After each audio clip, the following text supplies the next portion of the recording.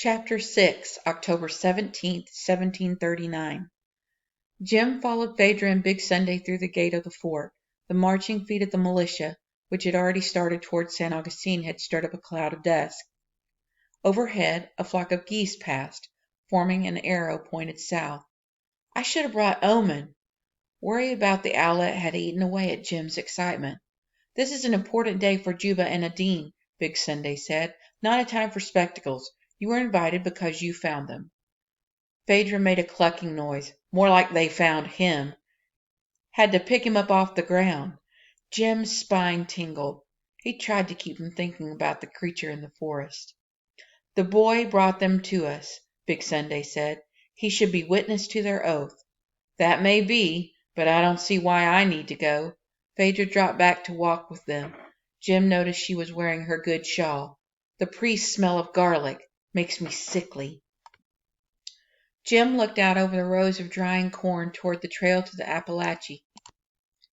He searched for a sign of Renard, what he wouldn't do to be truly free like the trader. Jim adjusted the cap he'd fashioned from Renard's deerskin. He watched a plume of white smoke rise from the forest. Shadrach was burning a load of charcoal. Phaedra sniffed the air. Wish Shadrach would come along with his smelly conjure bag. That'd make the priest hurry. It's a mercy Shadrach doesn't like town, Big Sunday said. He scares the women folk, and his talk of Obeah would rile the priest. Why? Jim asked. Obeah's just like the demons and heretics the priest told us to be on the lookout for. Phaedra fixed him with a glare. Keep your notions to yourself. She turned back to Big Sunday. Shadrach's not right in the head. That may be, Big Sunday said, but he knows what he's about when it comes to tending the kiln. The militia depends on him. Our blades can't be forged without the charcoal he makes. The trail rose and the Indian village came into view. The chosas were the same as those at Mosay, though the tighter weave of the palms showed that they were made by more practiced hands. 3 women worked in a small garden, turning the soil with hoes fashioned from long sticks and whelk shells. Is Domingo coming? Jim asked. Big Sunday shook his head. It's not expected of him. Doesn't he want to? Jim asked. Not likely. Domingo doesn't favor crowds. Is that why he isn't in the militia? Big Sunday didn't answer at first. Domingo was born into his mother's clan. He belongs to the village, not to Mosay. Domingo's uncles were the ones who taught him to hunt and fish. Didn't you want to do it? You're his father.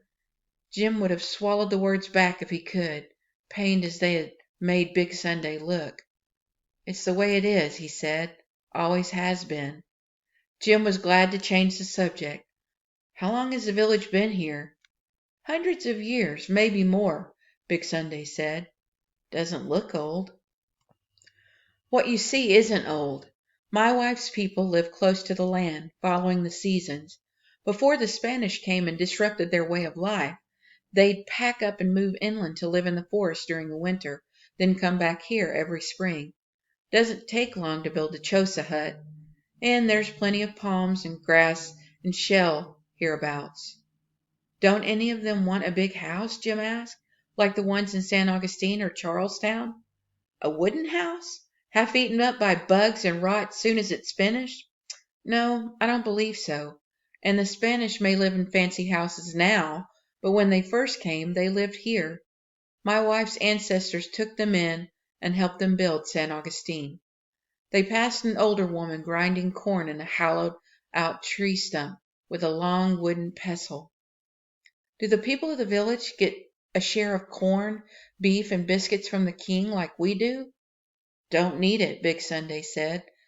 They've been living off the land and sea for as far back as time goes. One of Domingo's ancestors ruled the village when the Spanish faced starvation over 100 years ago. If she hadn't shared her people's corn, there'd be no San Augustine today. Now that's a story you won't hear in San Augustine. Jim thought about this. Did Domingo ever regret that his kin helped the Spanish? Did you live here when Domingo was born? He asked. Yes, but back when I first got to Florida, I lived in San Augustine. What happened? I met my wife. He pointed down a narrow path. I worked in San Augustine, but lived just over there, he said. We were thinking about heading west before she took ill. Never got a chance. New folks kept arriving from the fort. They needed me, so I moved back to town to lead the militia. That was 5 years ago. Domingo didn't come with you? He was already your age by then. He decided to stay with his mother's people. Big Sunday's expression was strained, as though he were back there in the long ago. You hear that, Phaedra? Jim wanted to shout. He was my age and got to choose for himself. But why would Domingo make such a choice, he wondered. As if she could read his mind, Phaedra narrowed her eyes at him, a clear sign there'd be trouble if he asked any more questions.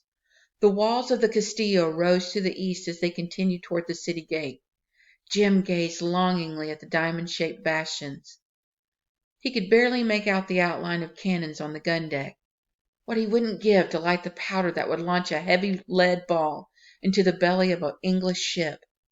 If only he were allowed to join the militia. He kicked at a pebble on the side of the road, but missed, making a cloud of dust around them even bigger. Phaedra slapped the back of his neck. Take that hide off your fool head, she ordered. You look like that dirty traitor. Jim started to protest, but decided better of it. He folded the cap and put it in his pocket. Phaedra looked him over, then licked a finger and rubbed at a place on his forehead. Jim recoiled from the spit bath. If she disliked the Spanish so much, why did she take such care about how he looked? Or how she looked, for that matter? But he forgot his irritation as the guards waved him through the gate.